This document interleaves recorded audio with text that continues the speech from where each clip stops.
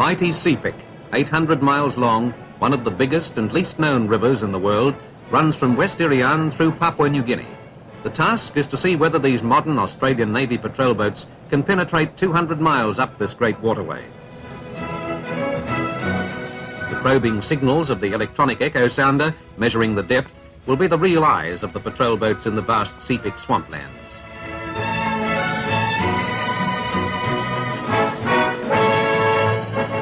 Lieutenant Commander Sam Bateman, skipper of HMAS Aitape, had read everything recorded about the Sepik.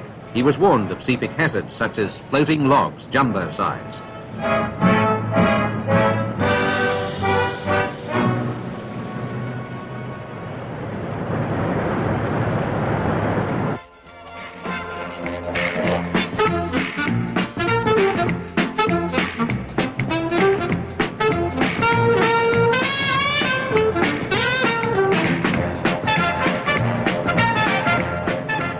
The river people of the Sepik gave a shy reception to Aitape and her sister ship, HMAS Ladava. The fact that most had never seen a warship apparently failed to overly disturb village life.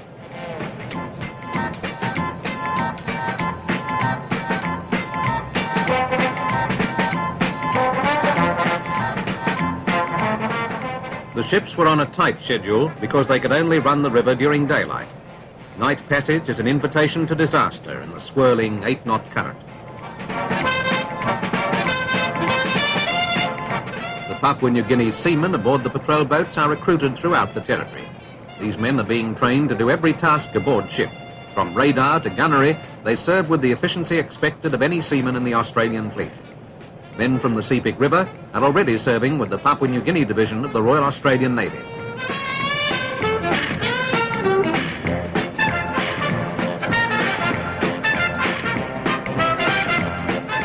The Great River is a way of life for many thousands of the territory's northern population, and natives of the Sepik are among the best small boat men in the world.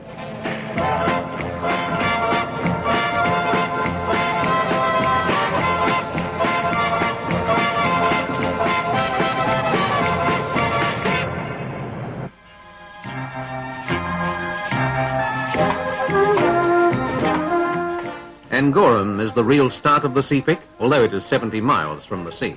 The settlement was reached on the first night of the voyage upriver. Angoram is an important centre for the purchase of Sepik River carvings, famous throughout the world. The settlement has the advantage of having an organised marketplace for the buying of the carvings.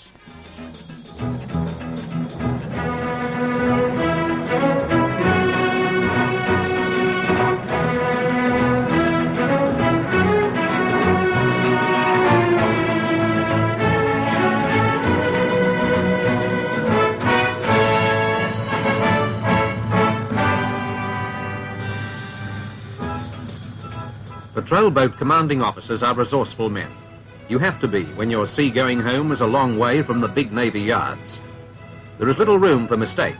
A bent propeller blade from an emergency grounding or a torn rudder here could mean long steaming in cyclone zones to reach a repair slipway.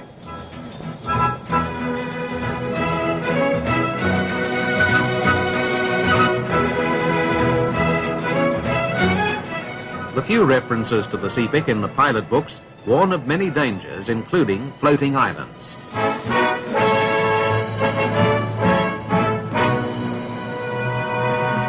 These masses of vegetation, earth and tangles of trailing roots are torn from the projecting bends of the river by floodwater. A boat caught at anchor by the swirling weight of the vegetation could be swept ashore even with all anchors out.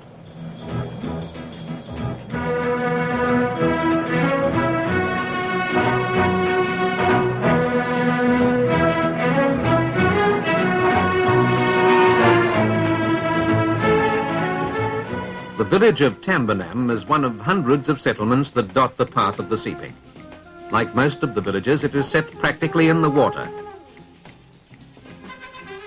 The art of canoe building is the universal language of the Sepik.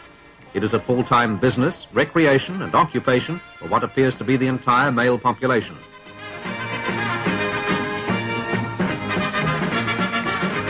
The men of Tambanam showed they were well versed in business as well as local marine architecture.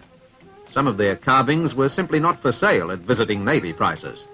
These items were firmly put aside for the big money bids of museum collectors and their agents.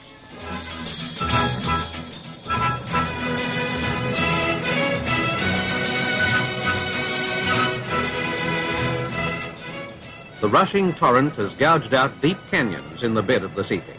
Depths of more than 130 feet were recorded.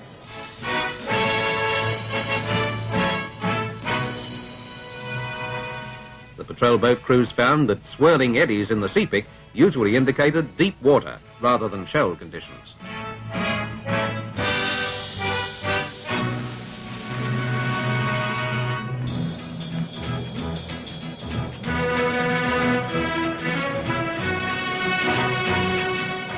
The last Australian warships to penetrate this river of moving mud were the torpedo boat destroyers HMAS Warrego and HMAS Parramatta.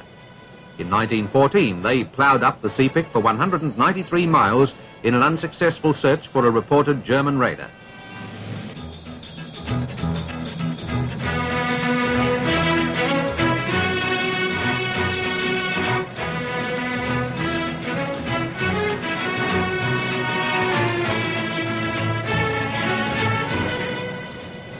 Amid the unending brown of the river and the dripping green of the swamp and grasslands, Aitape is like stumbling on a New Guinea bird of paradise.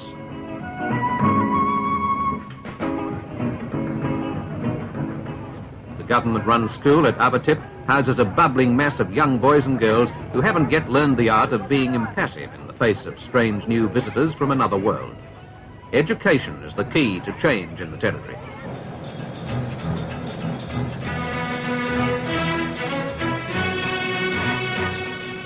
The last lap for Aitape and Ladava.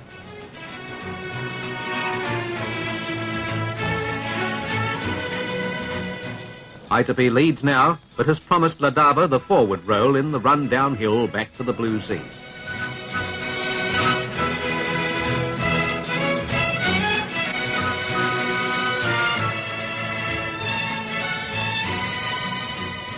Ambunti, surrounded by marsh and mountains, set 232 miles from the sea. It is an Australian sub-district headquarters with school, post office, airfield, and responsibility for some of the wildest country in New Guinea. A big day for this isolated community, set in one of the last areas of the territory to come off the restricted travel list. End of the line. A hearty welcome and a chance for a real run ashore. A time to relax and assess what has been achieved.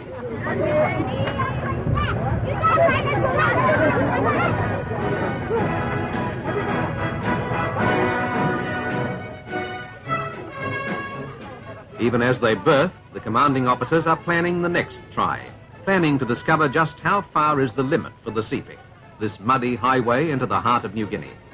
They have proved the versatility of their little ships in a new field. It may be a long time before their work will allow them to again change their cruising grounds from the clear Pacific to the mobile mud of the Sepik. But their determination is clear. They will return. There is a saying on the Sepik, you can beat malaria, but you can't dodge Sepik fever.